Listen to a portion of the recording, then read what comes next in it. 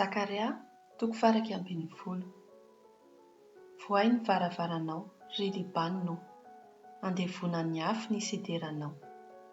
Midradradradra ry hazo kipreso, fa ny anjera ny sedera. Eny, fongotra ireo avo be. Midradradradra, ianareo ohaka any Basana. Faripaka ny ala mikirindro. Injany ny fidradradradra ny mpiandry ondry, farava ny voninahiny. Injany ny fieron'ny leona tanora, farava ny kirihitr'ala eny amoron'ny Jordana. Izao no lazain'ny Tompo Andriamanitro. Andraso ny ondry izay entina ho vonoina. Ireo mpividy azy dia mamono azy, nefa tsy mahatsiaro tena homeloko akory izy amin'izany. Ary ny mpivarotra azy dia miteny hoe, isaorana anie ny Tompo fa manan-karena aho. Ary ny mpiandry azy koa dia tsy miantra azy, fa tsy hiantra ny mponina amin'ny tany intsony aho, hoy ny Tompo. Fa indro, izao hanolotra ny olona samy eo an-tanan'ny namany avy, ary samy eo an-tanan'ny mpanjakany avy. Hanapotika amin'ny tany ireo, nefa tsy mba hanafaka azy amin'ny tanany aho. Dia niandry ny ondry izay noentina ho vonoina, izay avy tamin'ny mpivarotra aho. Ary naka tehina roa aho, ny iray dia nataoko hoe fahasoavana, ary ny iray kosa nataoko hoe fikambanana.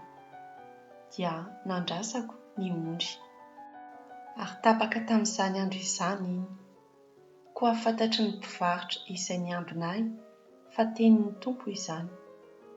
Dia hoy aho taminy, raha sitrakareo dia omeo ahy ny karamako, fa raha tsy izany dia hajanony. Dia nolanjainy ny karamako, ka sekela volafotsy 30.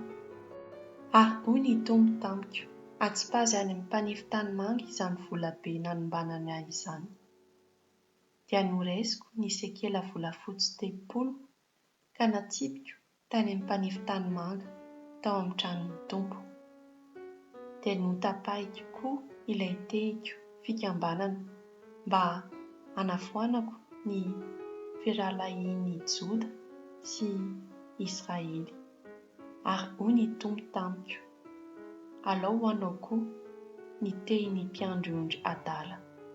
Fa indro izao hanangana mpiandry amin'ny tany izay tsy hikarakara ny naringana, na hitady ny ely, na hanasitrana ny maratra, na hiandry izay mbola matanjaka, fa hohaniny ny nofin'ny matavy sady elakelahiny ny kitrony. Loza ny mpiandry ondry tsy mahomby izay mandao ny ondriny. Ny sabatra no hamely ny sandriny sy ny masony havanana. Alazo tokoa ny sandriny ary hopahina tokoa ny masony havanana.